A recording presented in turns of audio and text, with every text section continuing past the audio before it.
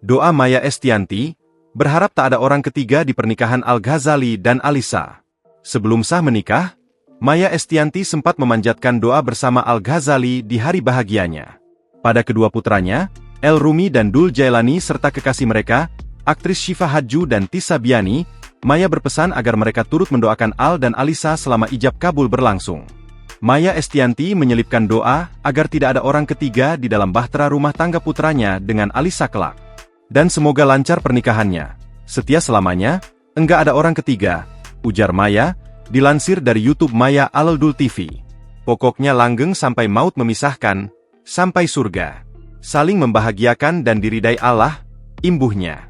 Tidak melupakan soal rezeki dan keturunan, Maya kemudian menyampaikan doa dan harapan agar suatu saat Al dan Alisa dikaruniai keturunan yang sehat dan pintar serta dilimpahi banyak rezeki.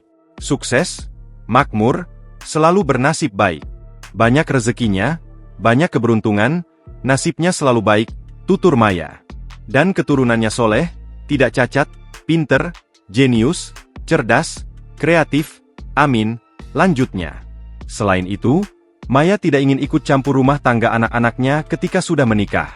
Diketahui, Al-Ghazali dan Alisa Dagwi resmi menikah hari ini, Senin, 16 Juni 2025. Hal itu diungkap Maya, lewat YouTube Oki Setiana Dewi, ia menanggapi soal ketika nanti anak-anaknya menikah.